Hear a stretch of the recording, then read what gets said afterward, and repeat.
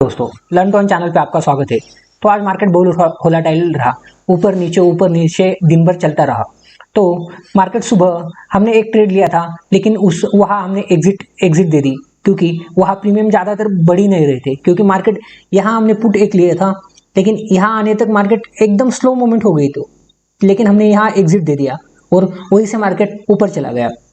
तो आपको मार्केट में कब एग्जिट करना है ये भी आपको पता होना चाहिए। ऐसे नहीं कि ट्रेड को हम लेके बैठे, वो हमारा टारगेट है 20 पॉइंट का और नीचे एसएल है 60 पॉइंट का, ऐसा नहीं होना चाहिए। हमारा टारगेट 20 पॉइंट का है तो हम प्रॉफिट 20 पॉइंट का लेने वाले हैं, तो एसएल भी हमारा अराउंड 20 to 40 पॉइंट का होना चाहिए, ज़्यादा एसएल नहीं होना चाहिए। तो आप देख सकते हैं यहाँ कितना अच्छा कंसोलिडेशन किया, इसी लेवल पे 4-5 कैंडल बनाई और जैसे इस रेंज का उसने हाई ब्रेक किया तो हमें यहाँ से कितनी अच्छी मूवमेंट मिली, आपके सामने चार्ट पे ही दिख रही है। तो आप बोल सकते हैं कि मार्केट खत्म होने के बाद तो कोई भी बता सकता है, लेकिन हमने अपने ग्रुप पे, टेलीग्राम ग्रुप पे एक ट्रेड दिया था 11:10 पर। तो इतना अच्छा ट्रेड था कि वहाँ हमें अराउंड 300 पॉइंट मिल गए। तो हम देखते हैं कि हमने वो ट्रेड कहाँ लिया था, क्योंकि मार्केट यहाँ से नीचे आ रहा था, तो मार्केट यहाँ कंसोलिडेशन के बाद यही से नीचे आना चाहिए था, लेकिन मार्केट यहाँ से ऊपर चला गया। तो मैं यहाँ कन्फर्म हो गया कि मार्केट अब नीचे आने वाला नहीं है। लेकिन मैं वेट इसका कर रहा था कि ए लेवल है 38,810 लेवल थी मेरी, 38,810 ए लेवल थी मेरी। तो इसके वेट कर रहा था मैं, इसके ऊपर जाने की, इसके ऊपर क्लोज होने की कैंडल वेट कर रहा था। लेकिन यहाँ एक हैमर बना और मैंने फिर यहाँ ट्रेड नहीं लिया, ऐसा हुआ। लेकिन यहाँ से फिर नीचे आने लगा तो मैं फिर वेट करने लगा ए लेवल ब्रेक होने की, नीचे आने के बाद। लेकिन यहाँ तक मार्केट ही नहीं आया, यही से पलट गया मार्केट। और जो यहाँ फिर हैमर बनाया था, इसका हाई ब्रेक होने की वेट करना था मुझे। लेकिन यहाँ से एग्जैक्टली हमने एक ट्रेड लिया था मार्केट मतलब हमारे टेलीग्राम ग्रुप पे। आपको भी हमारा टेलीग्राम ग्रुप ज्वाइन करना होगा तो डिस्क्रिप्शन में दिए गए लिंक से आप ज्वाइन कर सकते हैं। यहाँ हमने 38,800 का कॉल लिया था अराउंड 405 के आसपास, और हमें यहाँ से आप देख सकते 38,800 हम लेवल देख लेते पहले।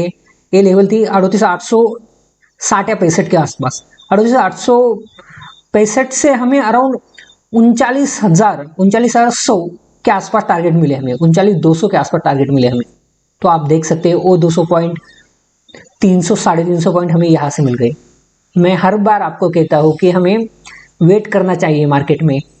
किसी भी ट्रेड के लिए वेट, बहुत पेशेंस बहुत इंपॉर्टेंट होते हैं, कि मार्केट आपको बैठने का भी पैसा देता है स्क्रीन के सामने। ऐसा नहीं कि आप अपना टाइम बिता रहे, ऐसा कुछ भी नहीं है। तो चलो देखते हैं कल के लिए बैंक निफ्टी क्या कर सकते हैं। तो हम पहले बैंक निफ्टी देखते हैं।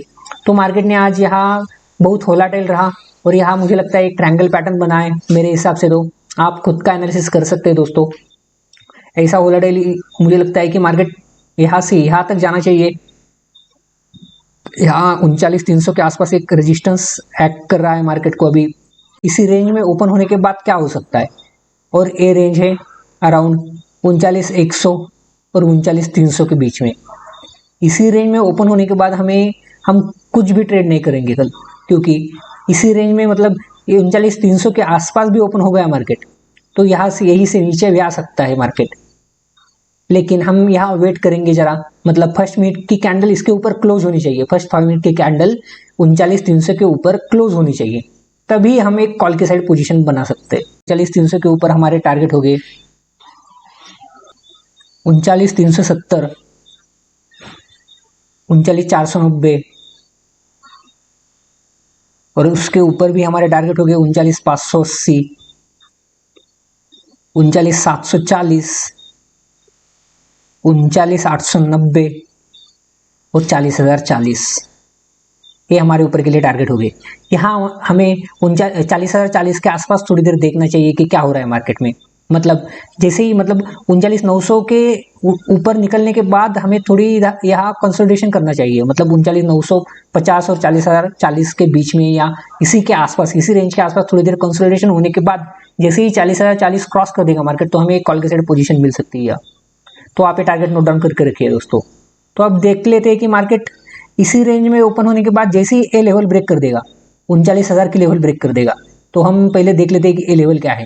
तो हमारी ए लेवल है 39,980, सॉरी 38,980 की लेवल है हमारी, 38,980 की। तो यही से जब भी मार्केट यहाँ ए लेवल ब्रेक कर देगा तो हमें यहाँ एक पुट के साइड पोजीशन भी बना सकते हैं, लेकिन हमें यहाँ एग्जैक्टली 20 पॉइंट एसएल लगाना चाहिए, 20 to 25 पॉइंट यहाँ एसएल लगाना चाहिए, अपने प्रीमियम का एसएल लगाना चाहिए। या मैं आपको यहाँ बताता हूँ कि 39,000 का एसएल 39,020 का एसएल लगा के भी आप यहाँ एक ट्रेड ले सकते हैं। और हमारे नीचे के लिए टारगेट हो गए 38,920, 38,810, 38,635, 38,540, ये हमारे ऊपर के लिए टारगेट हो गए। 38,431 नीचे के लिए, सॉरी 38,431 और 38,300, ये हमारे नीचे के लिए टारगेट हो गए कल के लिए। तो आप ये टारगेट नोट डाउन करके रखें दोस्तों। तो अब हम देख लेते हैं गैप अप या गैप डाउन के बारे में क्या हो सकता है। तो हम एक्सपेक्ट करते हैं कि 39,300 के आसपास गैप अप होगा। तो हम एक गैप अप के बाद हम एक कॉल के साइड पोजीशन बना सकते हैं, लेकिन हमें यहाँ तो फर्स्ट 5 मिनट की कैंडल बनने देनी चाहिए। जैसे ही फर्स्ट 5 मिनट की कैंडल बनेगी और दूसरी 5 मिनट की कैंडल इसके ऊपर निकलेगी तो हम यहाँ एक कॉल की साइड पोजीशन बना सकते हैं। और ऊपर के लिए टारगेट हमारे वही हो गए जो हमने पहले बताए, वही 39,370, 39,490, 39,580, 39,740, वही ऊपर के टारगेट हो गए हमारे। अब हम देखते हैं कि गैप डाउन के बारे में। हम एक्सपेक्ट करते हैं कि गैप डाउन 38,800 के आसपास होगा। तो 300 पॉइंट का गैप डाउन तो हम देख ही सकते हैं, 38,800 या 900 के आसपास होगा। तो गैप डाउन के बाद हमें एक 5 मिनट की कैंडल बनने देनी चाहिए। मैं यहाँ गैप डाउन के बाद तो हम पुट की साइड पोजीशन नहीं लेंगे, या कोई भी, मतलब हम कल के लिए पुट की साइड देख ही नहीं रहे, क्योंकि मार्केट आज गैप डाउन ओपन होने के बाद पूरा रिकवर हो गया, 800-900 पॉइंट रिकवर हो गए। तो हम कल के लिए पुट की पोजीशन की सोचेगी भी नहीं मेरे हिसाब से। तो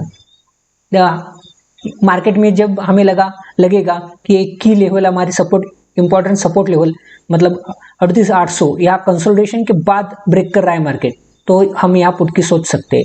तो लेकिन वो मार्केट आवर में देख लेंगे कि यहाँ मतलब गैप डाउन हो गया, यही आ गया यार और कंसोलिडेशन करने लगा, तभी हम पुट की सोचेंगे।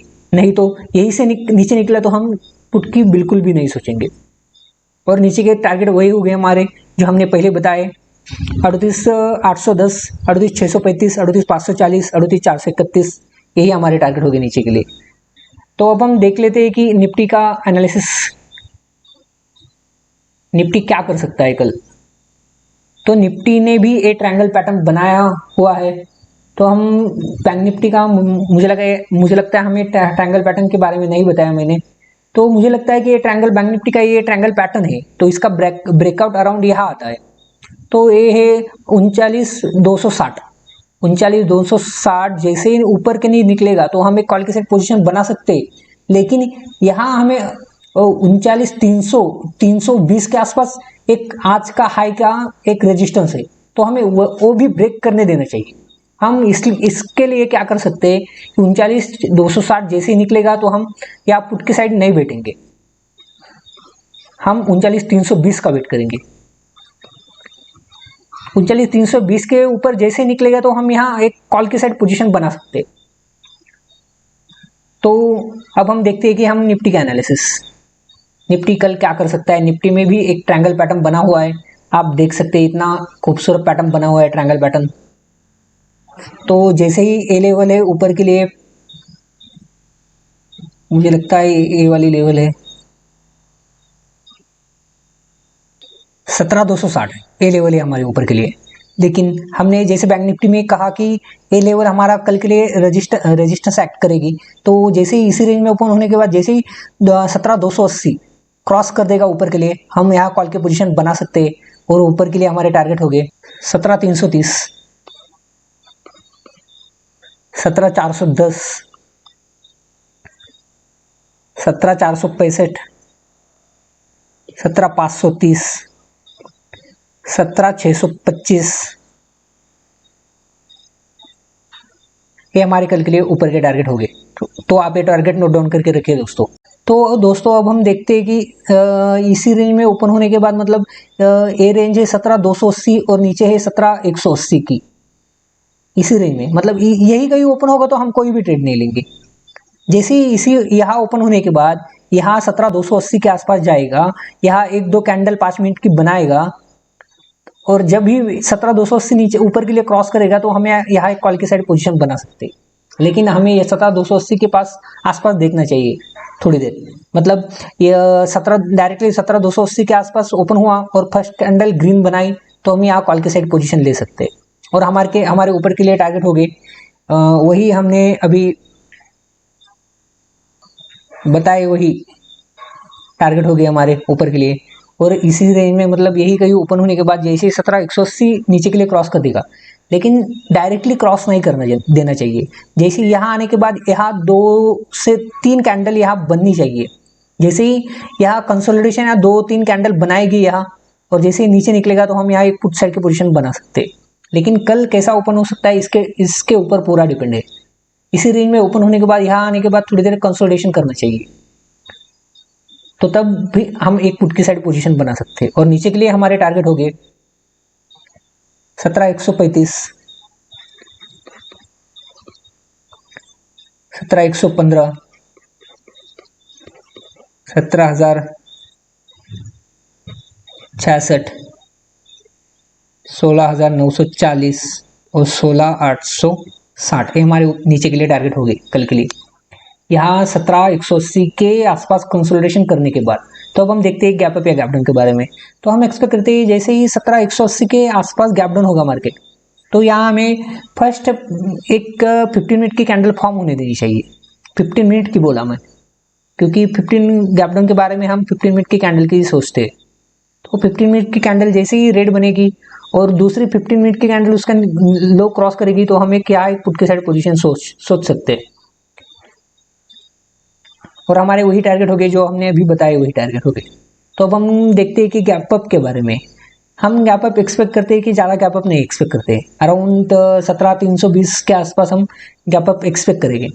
यहाँ 17,300 के आसपास जैसे ही ओपन होगा मार्केट तो यही से हम देखना चाहिए हमें कि यहाँ यहीं से ऊपर जाता है या थोड़ी देर रुकता है, यहाँ थोड़ी देर 17,280 के आसपास आता है मार्केट।